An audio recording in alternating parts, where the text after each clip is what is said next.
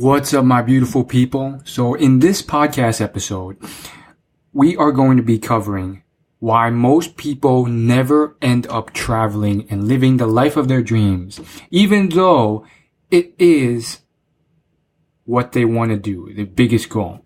My name is Will Chow from WillYouLaugh.com, and this is Will's Personal Development Show. Now, we're going to be covering this in 10 minutes or less because a lot of people on the podcast realm, they just tend to ramble and they don't get to the point. And therefore, a message that could have been delivered in 10 minutes is stretched out to 30 minutes or an hour, and everyone's time is wasted.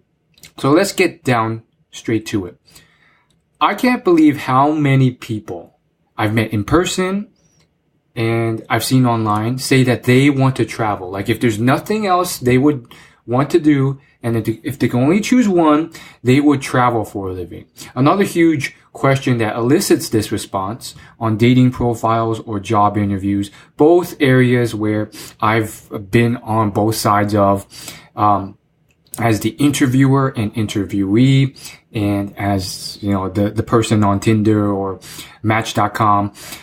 I have seen it all the time. They will say stuff like, oh, if I could do anything and I didn't have to worry about money, I would travel the world. Like that's the most common, most popular number one response. And I'm sure if you asked enough people, what would you do if you had no money? Travel would come up.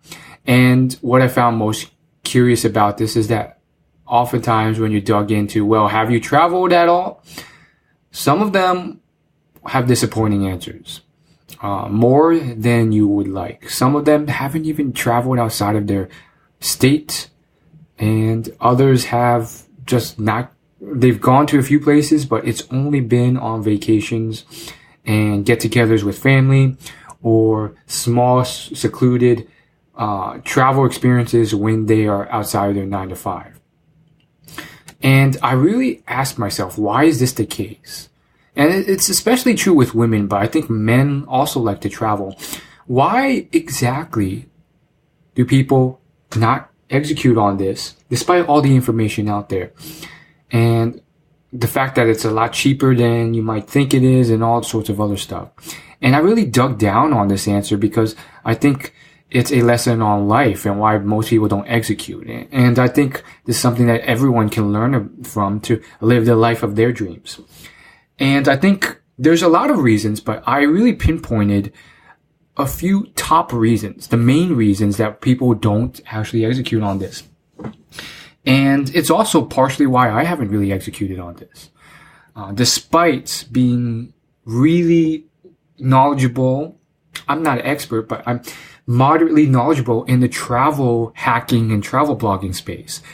There was a time a few years ago where I checked out all these travel hacking books from the library. I even bought a couple and I followed all the blogs, and it was just such an exciting thing for me to read online because, something that was so fun and amazing and luxurious, that I thought was unattainable was actually attainable because, you know, they gave all these, reasons why it was actually practical.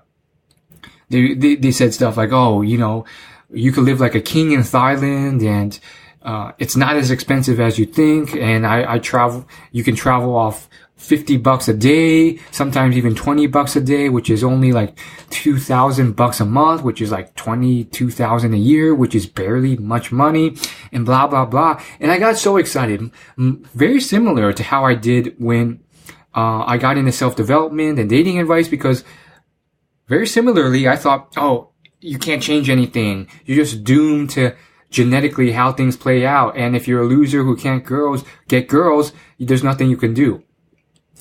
And then I discovered that whole movement, and it was like, oh my goodness, I can improve and get better at this. But then something stopped. Like something stopped me from really traveling. And that leads me to the first big issue and how to solve it. So the first big reason, is that deep down on some level, they still don't believe that it's affordable. And this was how it was for me. I think the first big mistake I made was The first solo travel excursion I did was to one of the most expensive places in the world, Los Angeles. I went there for a Vid Summit for about a week. It was my first time in California, and it was this whole thing about, I gotta do this now or I'll regret it, and if I don't ever do this now, I'll probably never do it. The problem with Los Angeles as my first solo trip was it just kind of reinforced the idea that, yeah, it is expensive. Which isn't actually true if you go to all the other places. There's so many places in Malaysia, Thailand, Mexico, South America, Africa that are so affordable. But I guess what's just stopped me was just how expensive it was. Like, the cheapest place there was like not so cheap. It was so competitive that no one was willing to host me if I tried couch surfing. Hitchhiking is just not a thing there, and there's no kitchen where I ended up staying, so I had to eat out. And even at McDonald's, like, that adds up. So it was not the most exciting experience in that way. Plus, spending all that money on the Vid Summit conference was just a huge chunk out of it too. I think the whole conference was like, it cost over $1,000 for one ticket. I chose a VIP experience for more networking, and the return on investment on that was just like nothing. So, it was just a lot of money, and I just didn't like the whole vibe of a lot of things about the whole thing. And I'm going to go on, I was about to go on a rant on my conference experience, but the point is, as far as travel goes, it was just not the best experience. So I think one quick way of breaking out of that, and this is what I recommend for you, is try going to somewhere cheaper or more affordable on your first trip. Much like forming good habits, you have to see it to believe it, and you have to start off with something that gives you a quick win so that you can build off that momentum to get another quick win so that you keep snowballing. And what I did was kind of the opposite. Yes, I always wanted to go to California, but it just kind of diffused my belief because it was like, look how much money I spent. And I can't spend like this. At the time, I didn't have a income stream coming in. So I was like, what am I going to do? Just keep spending frivolously until I lose all my money? And since I'm such a personal finance junkie, it just didn't seem logical or right. Like, I wanted to build and save money and pile it up in index funds so I could become a millionaire when I retire. So it just didn't make sense. So I think that's the big thing here. It's not just about believing that there's all these destinations that are more affordable and you can live like a king on.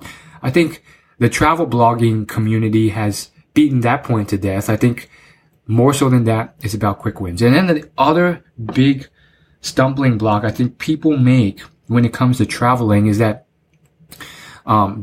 when you ask them, well, why don't you travel? Why don't you do this and that? It's like, I think the first one is just affordability. I can't do this.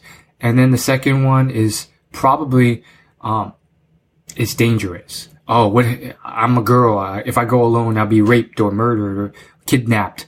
Or if I'm a guy, it's like, it's still not safe. There's supposedly gangs of people who are going to rob me and mug me and blah, blah, blah.